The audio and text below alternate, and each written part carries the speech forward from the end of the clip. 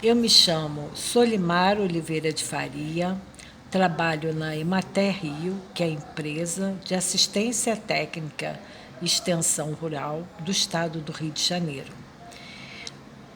Esse trabalho de tecnologia de baixo custo na conservação de alimentos foi uma solicitação da SOBEM, que é a Sociedade Beneficente de Campo Alegre. E a Ação da Cidadania ajudou com os custos para a realização dessa capacitação. Nós vamos fazer um bate-papo sobre tecnologias de baixo custo na conservação de alimentos. Sejam bem-vindos, aproveitem e qualquer dúvidas que vocês tiverem, vocês vão anotando, que depois nós vamos fazer um bate-papo virtual para tirar todas as dúvidas. A conservação dos alimentos, ela veio para dar uma maior vida de prateleira, que nós chamamos. O que é isso? O alimento está em condições de ser consumido estando com uma boa aparência, ele estando com um bom odor, com boa patabilidade e com aroma característico do produto. E ele pode ser conservado de várias formas: pelo calor, pelo frio, pela defumação, pelo açúcar e pelo sal. A história da conservação dos alimentos surgiu com a civilização. O homem pré-histórico, logo cedo, compreendeu que deveria guardar as sobras de alimento dos dias de fartura para os tempos de escassez. Os primeiros métodos de conservação deviam ser e foram extremamente simples. Tudo indica que os primeiros pedaços de mamute deveriam ter sido apenas secos ao sol. A secagem rápida da camada externa possibilita a conservação da parte interna. O que acontece? Os seres humanos logo começaram a ter essa necessidade, né, de guardar parte dos alimentos que sobravam. Então, eles pegaram e faziam testes, né, de forma que conseguisse guardar esse alimento por mais tempo. A alimentação do brasileiro hoje é fruto da influência dos indígenas que viviam nessa região e dos outros povos que vieram para cá. Origem americana, né?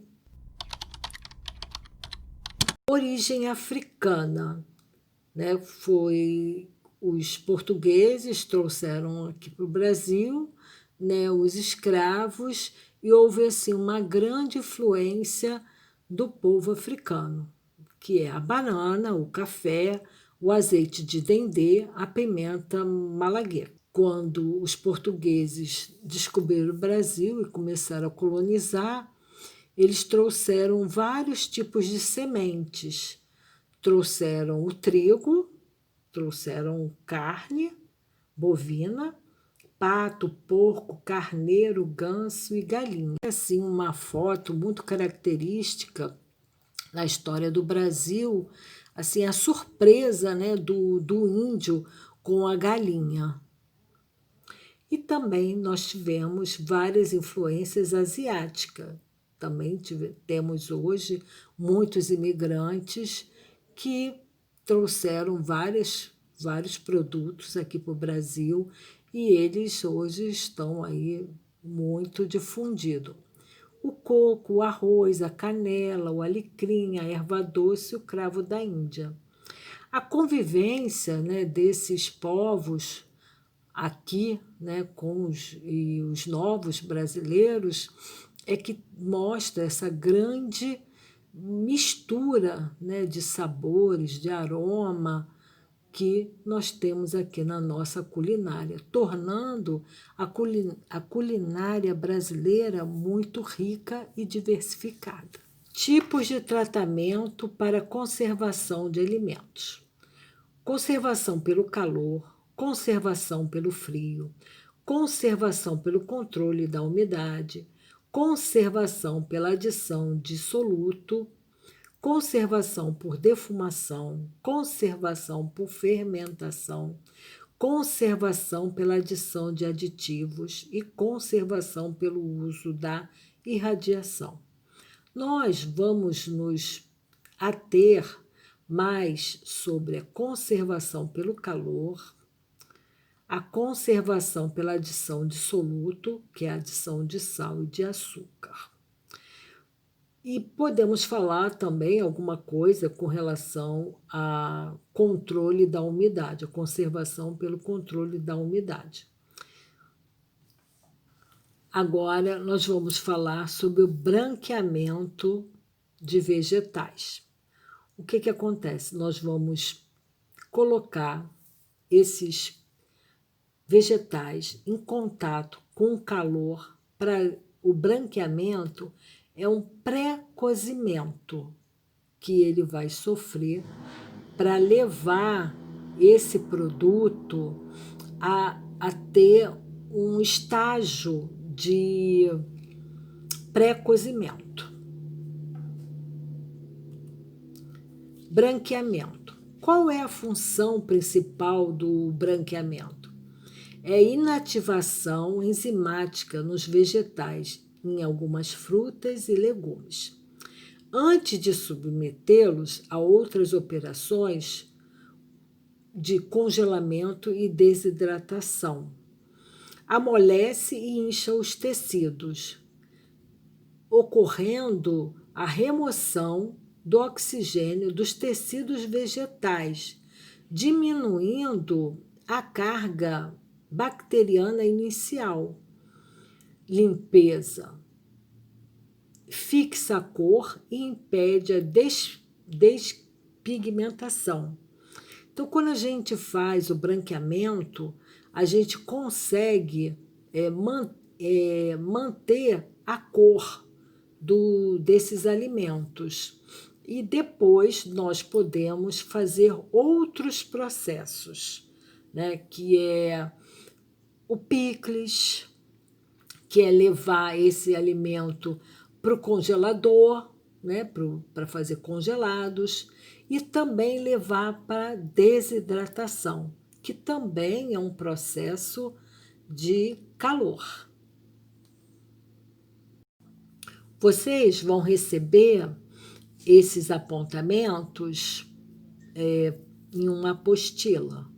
Então, não precisam ficar preocupados em decorar, né, o tempo, né, que vocês vão precisar para cada alimento, porque é difícil. Então, vocês fiquem tranquilos que vocês vão receber a apostila. Branqueamento. O que é o branqueamento? É um processo que o alimento é mergulhado em água fervente ou vapor durante um determinado tempo. E após esse processo, ele é resfriado. E a terceira parte, que ele sofre, né, uma desidratação, congelamento ou apertização. Esse processo, o terceiro, depois que você fez o branqueamento, você pode usar um desses três processos, que é a desidratação, o congelamento ou a apertização. Desse lado de cá, vocês observem que tem o alimento e os minutos que são necessários para fazer o branqueamento. Então, vou dar um exemplo aqui. A batata, 5 minutos. Como que é contado esse tempo? Eu coloco, né, a água fervente e após ter colocado o produto dentro da panela, eu conto 5 minutos para desligar a panela, escorro o alimento e faço um resfriamento, que também podemos chamar de choque térmico. Aqui eu estou dando um exemplo do brócolis. Eu vou primeiro lavar, né, higienizar bem esse brócolis, vou lavar, vou cortar pela base essas pequenas flores e vou deixar uma parte do caule com a florzinha. E depois eu coloco de molho em água, sal e limão por 7 minutos. Posso usar o hipoclorito e posso usar o vinagre também para sanitizar, ao invés de eu usar o limão. E aí eu vou colocar esse brócolis para branquear por 3 minutos. E depois, vocês podem observar ali, eu coloquei pedras de gelo, água com pedra de gelo, por 3 minutos para resfriar esse brócolis. Pronto. Aí ele está pronto para ser consumido, congelado ou utilizado para fazer conservas. A pasteurização. A pasteurização é usada em alimentos para destruir os organismos patogênicos que ali existem. Ela foi criada, a pasteurização, por esse químico francês, o Louis Pasteur, né, em 1864.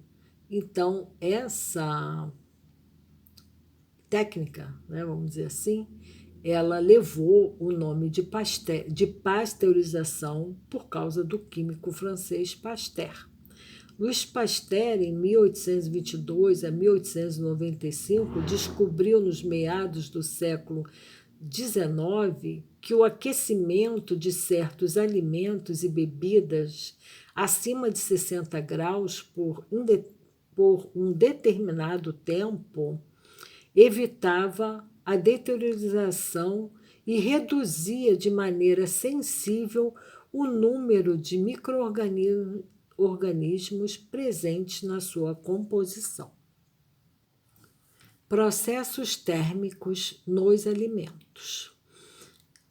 A conservação é feita através da conservação por altas temperaturas, mecanismos básicos de transferência de calor do meio. O que vai ocorrer? Vai haver a penetração do calor no alimento durante o tratamento térmico. Qual é a vantagem da pasteurização?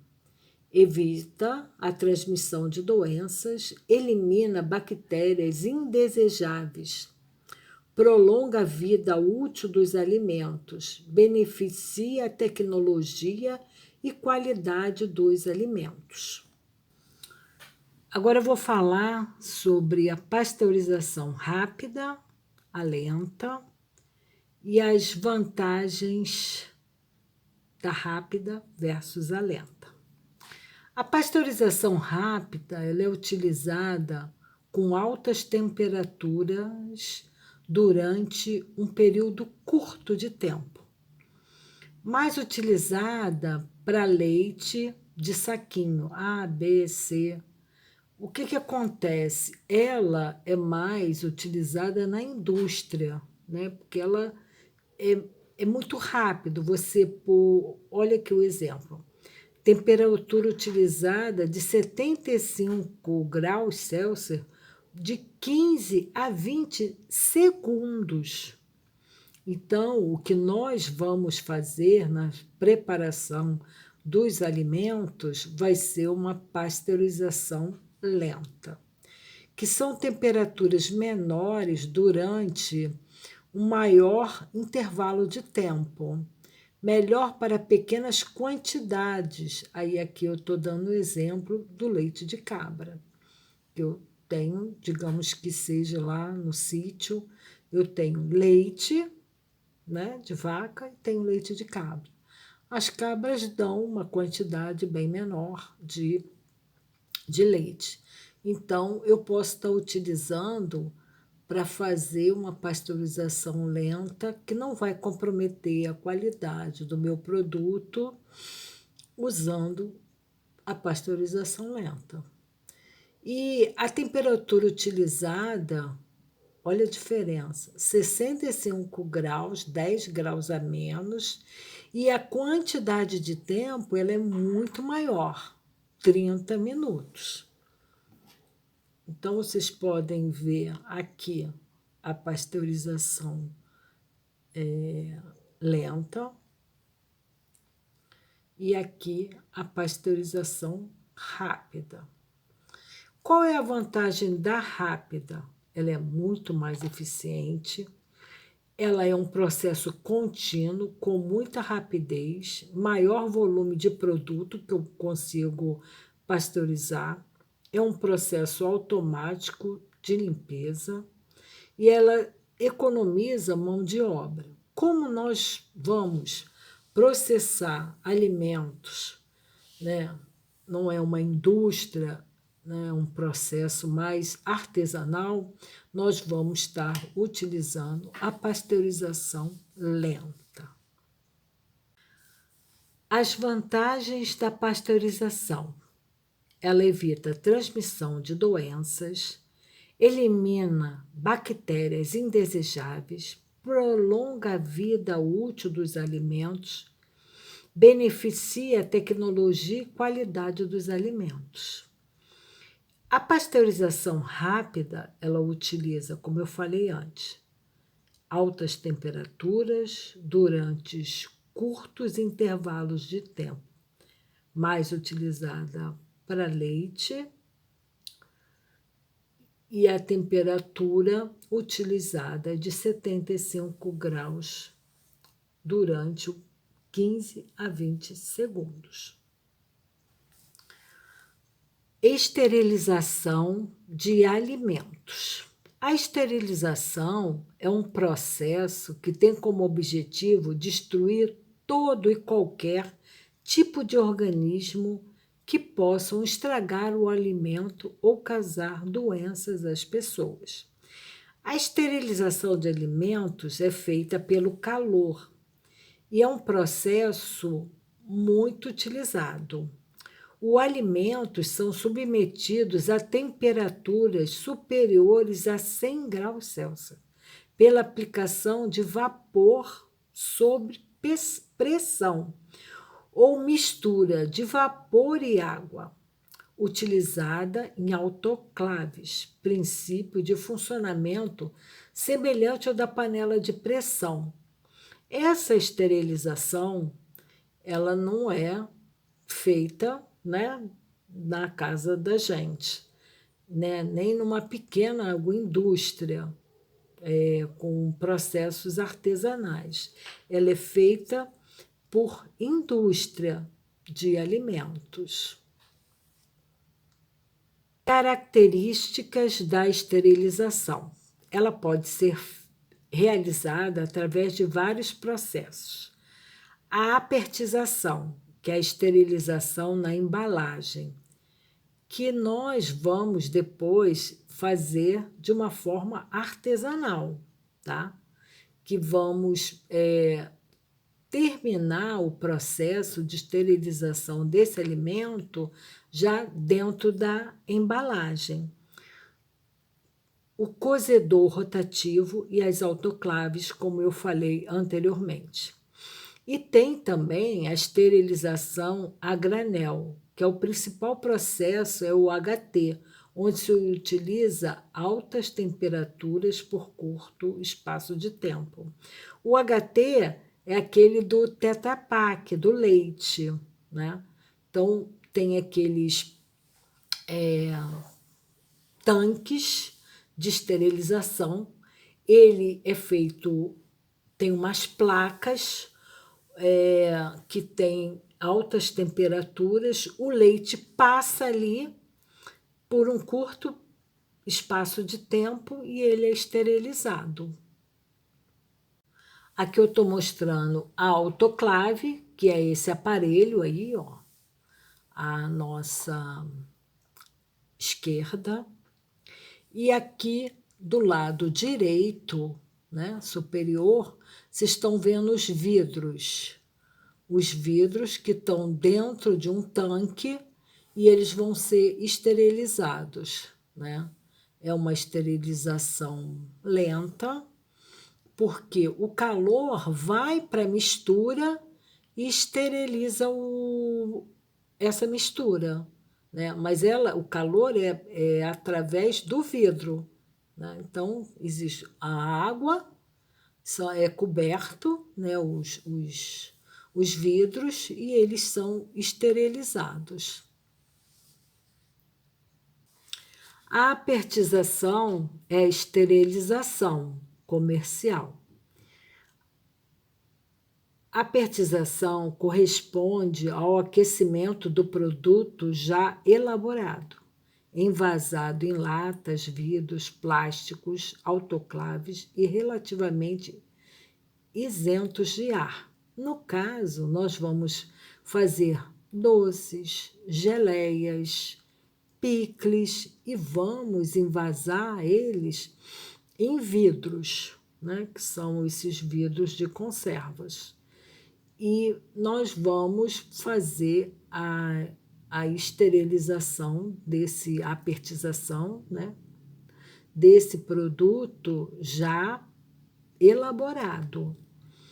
E a esterilização do alimento, ele não torna esse doce, né, essa geleia, esse produto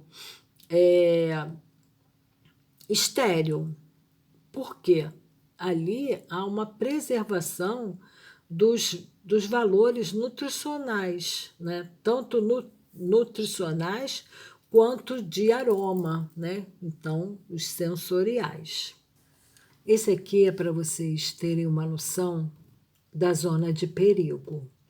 Então, quando a gente deixa o alimento após cozido, se ele não chegou a uma temperatura de no mínimo 60 graus, né, esse alimento ele não vai estar cozido. Então, as bactérias e os micro-organismos, elas se multiplicam rapidamente nessa temperatura de 28 graus. No nosso lado esquerdo é temperatura e do nosso lado direito é o frio.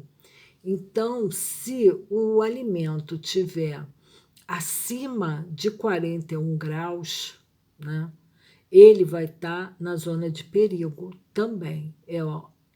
De 41 a 140, nossa, é uma temperatura muito alta e ela vai propiciar uma zona de perigo, onde as bactérias vão se multiplicar muito rapidamente e vai estragar, né, o nosso alimento. E para a questão do frio, o ideal, né, que os nossos alimentos eles estejam congelados, né, com digamos assim, uma temperatura bem inferior a 0 graus, para que a conservação desse alimento seja perfeito. Na geladeira, nós vamos ter uma temperatura variando aí em 4 graus positivos. Então, é um refrigerador. Ele não vai estar congelando o nosso produto, só lá no congelador. Então, a temperatura, ela conserva o nosso alimento por um período determinado. Vocês já têm, né, experiência de que você bota um produto na geladeira, né, por um período e esse produto ele estraga. Por quê? O produto ele vai ter um tempo de conservação. E esse tempo é que nós vamos dar para o nosso consumidor, tá? Então, nós vamos observar se nós fizermos todas as etapas corretas de conservação, o nosso produto tem mais chance de ter um tempo de prateleira maior. Agora nós vamos falar um pouquinho sobre a adição de solutos na conservação. O que são solutos? É a adição de sal e açúcar. A adição elevada de quantidades de açúcar ou sal ao alimento pode reter quantidades variadas de água, o que resulta em um estado qualificado como pressão osmótica. A preservação de frutas pela adição de açúcar, transformando-se em geleia, doces em massa e outros produtos similares, ocorre pela elevada concentração de açúcar. Nós vamos fazer prática de geleia, doce em massa. Nós vamos também fazer uma prática de picles e processamento de palmito, que tem a adição de sal e de açúcar. A geleia e as compotas, elas são adição de açúcar. Nós vamos fazer isso nas aulas práticas. Para vocês terem um maior conhecimento, a conservação de alimentos por adição de solutos, o que acontece? Ele faz um controle da umidade. Não há retirada de água do alimento, ocorre a captura da água livre no alimento pelo soluto, tornando a água indisponível para utilização por micro-organismos e reações químicas. Quais são os solutos mais utilizados? O açúcar é o soluto bastante utilizado na produção de geleias. O sal, muito empregado na produção de carne seca e carne de sol, que é o sal. O método utilizado como alternativa à refrigeração e congelamento. Então, nós conseguimos, sem colocar os produtos para serem conservados em geladeira, utilizando sal e açúcar, sem precisar deixar esse por um tempo fora da geladeira e esses alimentos serem conservados.